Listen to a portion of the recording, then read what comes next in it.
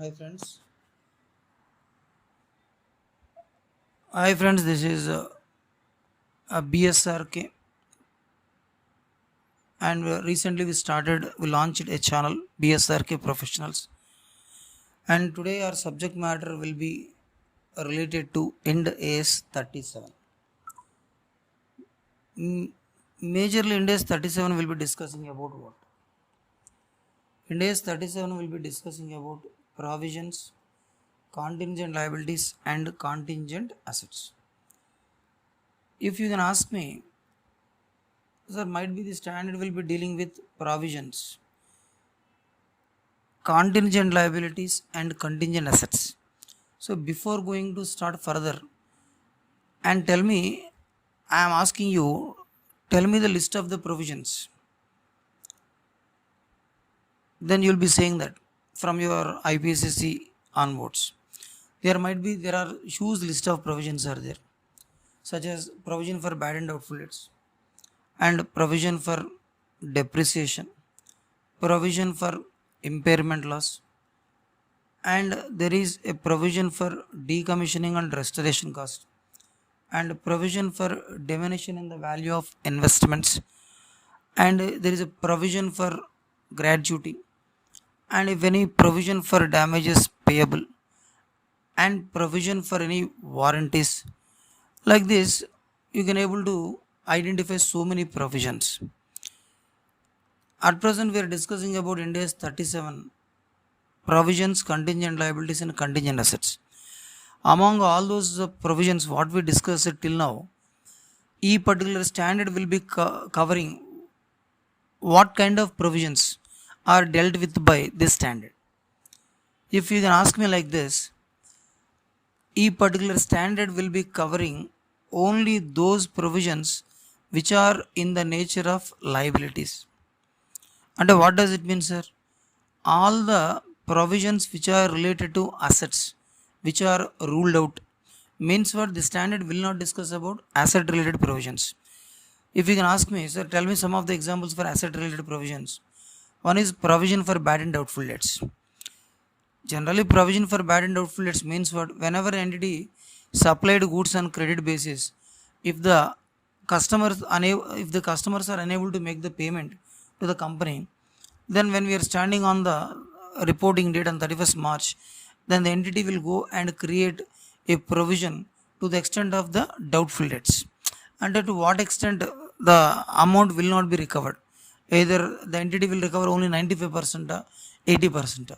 To the extent of the amount which is unrecoverable, to that extent entities can go and create a provision. That is called as provision for bad and doubtful debts. Hence, E standard will not discuss about provision for doubtful debts. Why? Because provision for bad and doubtful debts will be covered by another standard, Ind AS 109, financial instruments. Hence, financial instrument का standard will cover the provision for bad and doubtful debts. Then might be another discussion. There is another provision for depreciation. Usually, you know very well, whenever an entity bought an asset and a particular asset which is used for the business or profession, usually what will happen, sir? We will be considering that as a property, plant and equipment. So whatever the asset purchased by the entity which is used for the purpose of our business or profession or for the purpose of our company purpose, then a particular PPE, a particular asset will be shown in the asset side of the balance sheet. But standard said very clearly, whenever an entity bought an asset and at the time of purchasing of that asset, then the vendor will tell you the useful life of the asset, and accordingly we need to depreciate the cost of the asset over the remaining useful life of the over the remaining useful life. Then what does it mean, sir? We need to provide depreciation.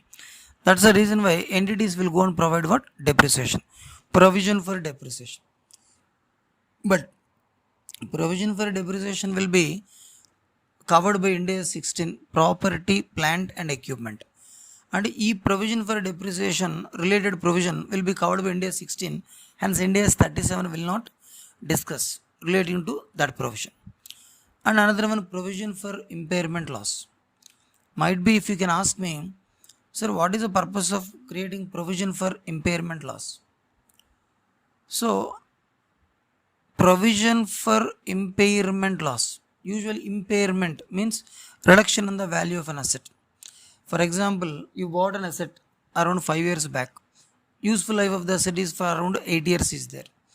So when you bought an asset 5 years back, right now we are standing at the end of 5th year.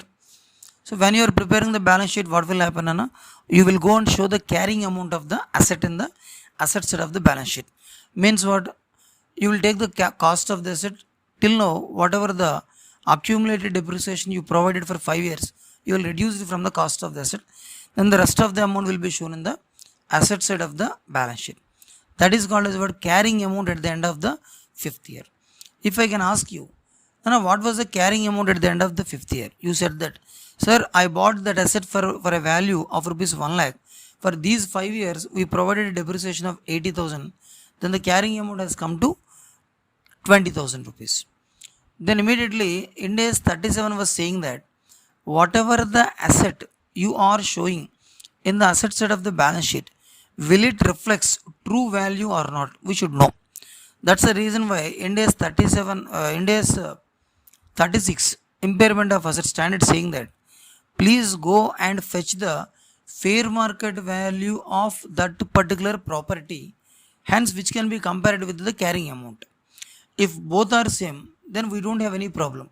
Why? Because the carrying amount of the asset and the fair market value of the asset as on the 31st March, when both are same, hence we need not provide any kind of impairment loss. In case if we identified, yes, there is a kind of impairment loss is there. Means what, sir? In our books of accounts, 31st March 2005, maybe at the end of 5th year, carrying amount of the asset will be showing at 80,000. Sorry, 20,000. If I can go and compare with the fair market value, I fetched the fair market value and I compare it with the same. The fair market value of the property is only 8,000 is there. Means what, sir? I went into the market. I got the fair market value of the same kind of asset or similar kind of asset which is used after 5 years. I got the fair market value. Then they said that around 18,000 I will get off. In my books of accounts, the carrying amount is 20,000 is there. Here I am getting only 18,000. And what does it mean, sir? There is a difference is there. And the carrying amount which appears in the books of accounts, the carrying amount which appears in the books of accounts and the fair market value both are different. Hence, I need to provide an impairment loss of rupees what, sir? 2,000 rupees. That's the reason why standard said very clearly entities can go and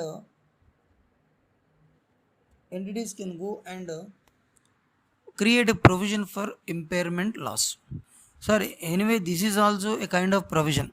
Sir, provision means what, sir? Provisions can be created for assets also, reduction of assets also, and provisions can be created against liabilities also.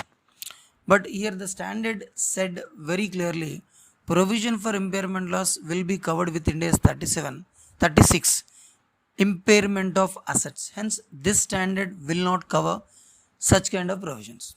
Ruled out. And the next one. Sir, till now what will happen is Ind AS 37 will be discussing about, yes, provisions. But among all those provisions, you said very clearly, if provision for bad and doubtful debts is there covered by Ind AS 109, provision for impairment loss covered by Ind AS 36, provision for depreciation will be covered by Ind AS 16, and another one. You said about other provisions also. Other provisions means what? There are some provision for income tax. Just now I said about the provisions which are in the nature of liabilities. But the standard said very clearly, e particular Ind AS 37 will be discussing about those provisions which are in the nature of liabilities subject to a condition that which are not dealt with by other standards. And though if other standards is not discussing about such kind of provisions, then Ind AS 37 will talk about the same. Then there is no problem. If you can ask me, provision for income tax. Provision for income tax, Ind AS 12 is there. Income tax standard is there. Might be okay. Provision for income tax is a liability related standard. For this standard, separately a dedicated standard is there, provision for income tax. Our standard will covers, hence Ind AS 37 will not cover provision for income tax and provision for any gratuity or any provision for employee benefits. There is a dedicated standard for provision for employee benefits. Ind AS 15 is there, employee benefits ka standard is there. Sorry for that, Ind AS 19 there is employee benefits ka standard is there. Ind AS 19 is there, employee benefit standard covers the same. Is it okay then? And the next one is, and if any provision for, and what does it mean, sir? Ind AS 37 will be discussing about provisions only, but if any provision which is specifically dealt with by any other standard, hence Ind AS 37 will not discuss. Then purely you will be asking a question, sir, ultimately what you want to convey? What I want to convey is Ind AS 37 will be covering those provisions which are not specifically covered by any other standard, then our particular provisions will be covered by Ind AS 37. Nothing but residuary provisions. From your understanding point of view, if there is any provision for warranties, as you know, sir, generally what is the meaning of provision for warranty means, at the time of selling of the goods, entity will be selling the goods by giving a warranty to the customer. If any one of the customer is not satisfied with the goods purchased from the entity, he will return back the goods to the entity and the repair work will be done by the company and give it to the customer. So that at the end of each and every financial year, usually entities will make some kind of estimates. Out of the sold goods, how many goods can come for repairs? If it has come for repairs, then definitely entity has to incur some kind of cost. Cost ki the entities will go and create a provision. That is called as provision for warranties. And as we know that another important provision for any losses. Provision for losses. Okay, na?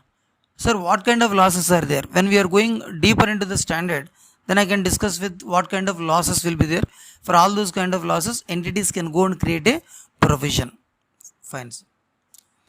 And the next one and the last one is called as provision for decommissioning cost. If you can ask me, so what is meant by commissioning and what is meant by decommissioning? Commissioning means installation, decommissioning means uninstallation. For example, there is an entity and we approached the landlord and we took the building on rental basis. Within that building, we installed a plant and machinery. Before installing plant and machinery, our entity has removed some of the walls within the building with the permission of the landlord. Then the landlord said that, sir, when you are removing this plant and machinery from this place, once again you have to replace the building back to the original condition, then you have to vacate the place. Like that, I got instructions from the landlord. Then what does it means? Initially for installation, I removed the walls, for which I incurred some cost. That is, already cost is incurred over. Not only this cost, in future I got information from the landlord, if you want to remove the plant and machinery from the factory, from the whatever the building, you have to replace the building back to the normal position and you have to vacate. Means what, sir? Even after 10 years or after 15 years also, at the time of vacating of that particular building, I have to replace the building back to the normal position. Even by that time also, our entity has to incur some kind of cost. That is called as what, sir? Decommissioning. Commissioning, installation. For installation also cost is there. Even for uninstallation also some cost is there. But entity said like this, standard said like this. Future law, whatever the uninstallation ki, what cost the entity is going to incur after 15 or 20 years, our cost ni we need to estimate. Means what, sir? Today I need not incur uninstallation cost. After 20 years I have to incur the uninstallation.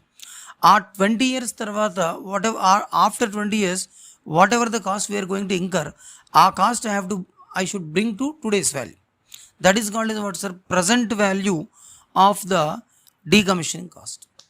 This is called as provision for decommissioning cost. But India's 37 will be dealt with the provision for decommissioning cost. Is it okay, sir? So all these are the standards. So till now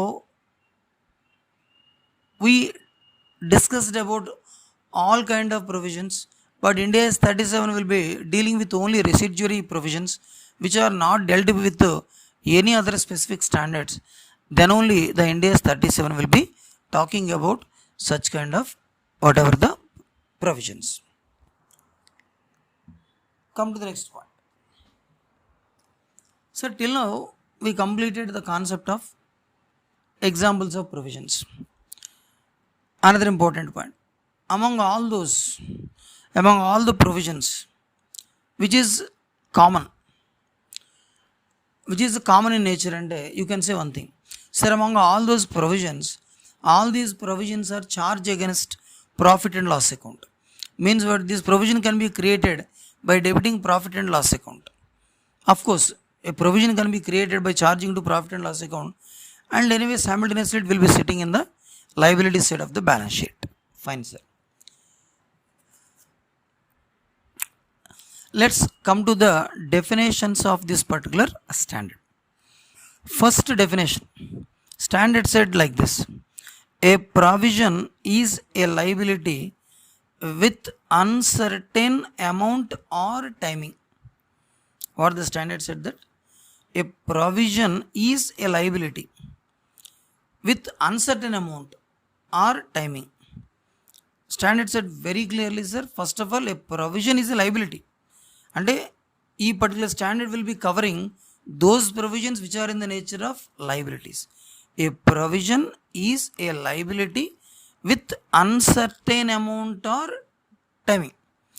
So that if you want to understand this definition, first of all try to understand what is the definition of a liability first. If you can able to understand the definition of liability, then automatically you yourself can able to understand the definition of a provision. Then you are asking, sir, tell me the definition of a liability. Okay, when you are asking about definition of a liability is a present obligation. A liability is a present obligation.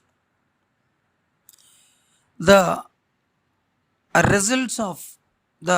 results which will resulting into an outflow of economic resources from entity's pocket. Once again, sir, a liability is a present obligation. A liability is a present obligation based on past experience which will resulting into an outflow of economic resources. Usually this is the definition which is given in the books, but try to understand from our subject point of view. What they are saying, sir, a liability is a present obligation based on past experience, the results which will resulting into an outflow of economic resources from entity's pocket. Right, sir. I can give you an example for this, then you can able to understand in a better manner. Let's imagine ours is an entity. For example, our financial year is 22-23. In this financial year, what will happen, sir? Our entity supplied goods to one of the customer on credit basis on 1st January 2024. Okay, you can visualize like this: 22-23 our financial year, 1/1/23 ki entity supplied goods to the customer. Whenever the entity supplied goods to the customer, usually it can give a credit period of around 3 months or 4 months it will be given. Let's imagine. So whenever the entity supplied goods, let's take an example, it has given a credit period of 4 months. Okay, sir. and it might be in the month of 30th April he will make the payment. But you can keep in mind, but 30th April ki supplier will make the payment, but before 30th April 31st March will come. When I am preparing financial statements on 31st March, amount payable to the supplier, whatever the amount is there, he supplied goods to our entity for 2 lakhs on credit basis. Can I show this 2 lakhs rupees in the liability side of the balance sheet or not? Is my question. Then you will be thinking, sir, entity supplied goods on our entity supplied goods on so and so 1st February. Around 3 months date, 3 months time period we have given. 30th April will be the due date. So means what? When I am standing on 31st March, there is an obligation to pay is there. Means what? I was under an our entity is under an obligation to make payment to the supplier. From our understanding point of view, he will be called as creditor. Then you will be saying that, sir, definitely this amount will be shown in the liability side of the balance sheet. Fantastic. As creditors, you shown in the asset side of the balance sheet. Then what was my next question is, you can apply the same to the definition of a liability. Okay, when did you sold goods to the supplier? 1st February. What was the due date? After 3 months. Might be come to 30th April. Okay, but from the date of supply and whatever the due date of payment key, in between our balance sheet date has come. From the date of supply of goods, whatever the till the collection of the payment, there is another date has come, that is our balance sheet date, 31st March has come. I am asking you, you can visualize like this. Exactly standing on 31st March, I ask you one question. Then why did you show creditors in the liability side of the balance sheet? You will be saying like this, sir, our entity supplied goods, our entity purchased goods. Sorry, Nana, there is no sale here, purchase. Our entity purchased goods from the suppliers for which we need to make the payment. Okay, fine. Standing on 31st March, I am asking you, do you have an obligation to make payment to the supplier? Yes. That itself is called as what, Nana? There is a present obligation. Present obligation, very very important. Standing on 31st March, there is an obligation to pay is there. Sir, here the present obligation ka meaning, whether it is due for payment on 31st March, 30th April, that is not important.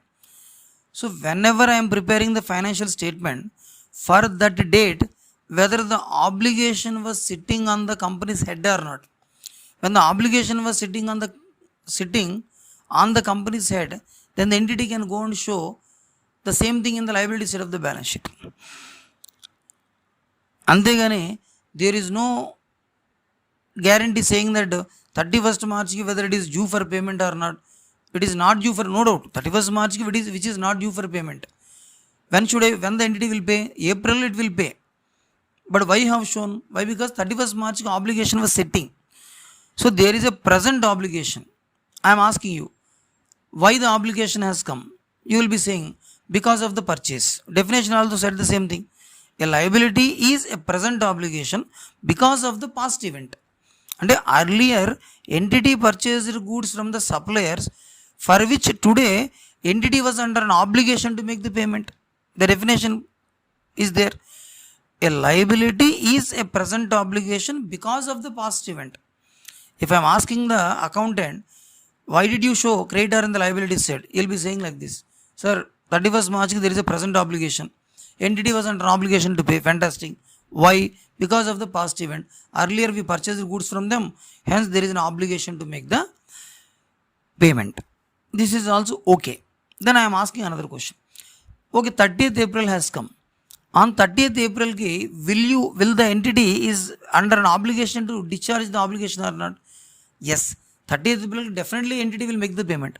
Whenever the entity is making payment, entity will have to discharge that obligation by paying what? Cash. That obligation either by paying cash or by giving check, any methods or any modes, entity can go and discharge their obligation. This is called as what, sir? An outflow of economic resources out of entity's pocket. అంటే ఆ డేట్కి definitely the entity is under an obligation to make the payment. 30th April definitely there is entity was under an obligation to make the payment. You cannot deny for that. Entity was under an obligation to make the payment. Then you can think, visualize. Complete definition of a liability. A liability is a present obligation based on past event. The results, the outflow of which will resulting into an outflow of economic resources from the entity's pocket. This is called as a definition of a liability. When it comes to the definition of a provision, till now we explained about the concept of a liability. Then we are linking this liability concept with provision. Sir, why are you linking liability concept with provision? Logic is very simple. Entity has to create provisions for liabilities only. Hence, we got the idea about liability. Then we are linking liability with provisions. So when I am linking liability with provisions, then the entities will create a provision for liabilities. By default, you can able to understand. Once we understand liability, then we can able to understand provision very easily. Why? Because for liabilities only, we will create provisions. Right? I will be asking some more examples for liabilities. Entity just now we discussed creditors. This is okay. Let's take an example. Our financial year 22-23, 31st March 23, we are preparing our financial statements. Exactly on 1st January 2023, our entity took a loan from State Bank of India worth rupees 50 lakhs. Our entity has took loan from State Bank of India worth rupees 50 lakhs. When, sir? 1/1/23 ki. But there is a terms and conditions with the bank saying that the loan is repayable after 10 years. But there is a whatever the interest commitment is, the rate of interest, everything set by the bank. Our entity agreed for the same. Here the next question is, sir, entity borrowed loan from bank on 1/1/23. Can I show the same in the liability side of the balance sheet or not? Same thing. Same thing. When it comes to 31st March, do you have present obligation? Yes. Means what? Do you have a present obligation? Yes. Means what? Our entity is under an obligation to make the payment in future to the bank. Yes, present obligation is there. Because of what? Past event. Earlier I borrowed loan from the bank. Because of borrowing the loan from bank, I was under an obligation to make the payment. No doubt about that. Are you getting ideas, sir? Means what? We are linking the subject. A liability is a present obligation based on the past event. The outflow of which will resulting into an outflow of which will resulting into economic resources from the entity's pocket. Means what? There is a cash outflow from the entity's pocket. This is the concept of definition of a liability. Right, sir? Then there are so many examples will come. Loan from bank, there is a liability, will be shown in the liability side of the balance sheet. And similarly, there is another example. Sir, usually what will happen? There is a customer. There is a customer. Okay.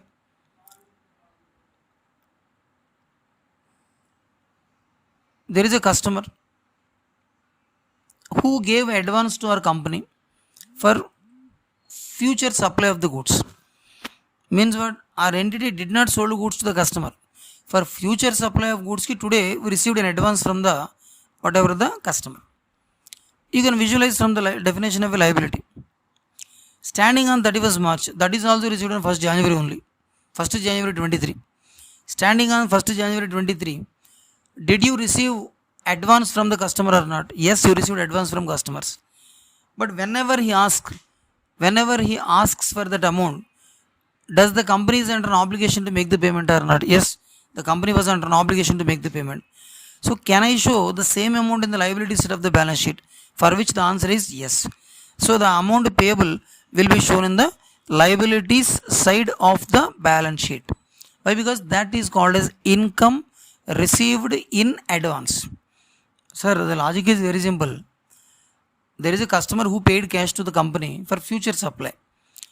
In case if I wrote a journal entry by recognizing sales in my books of accounts, definitely there is a kind of mistake. The reason is very simple. Today our company did not supply the goods. Without supplying the goods, why will I credit the sales, sir? Am I correct or not? I can recognize the income if and only if I supplied goods to the customer, then only entity will have a right to recognize the income in the books of accounts.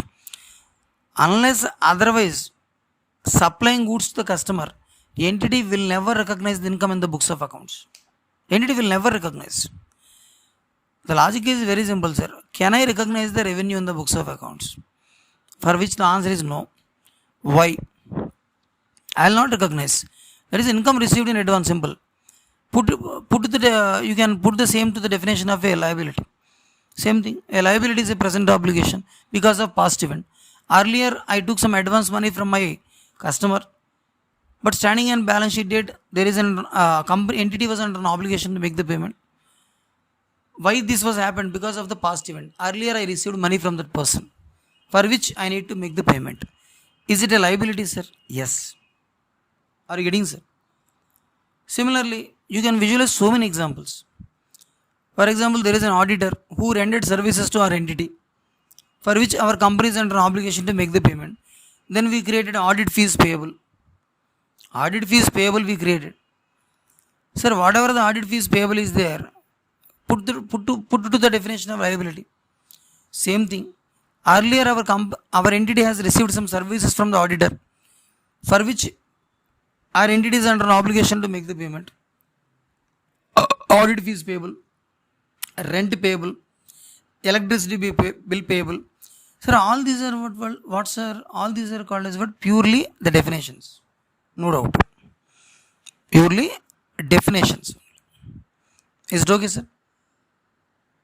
Sir, today we shall wind up our class here itself, sir. Tomorrow we will continue our classes with the remaining definitions and the remaining explanations.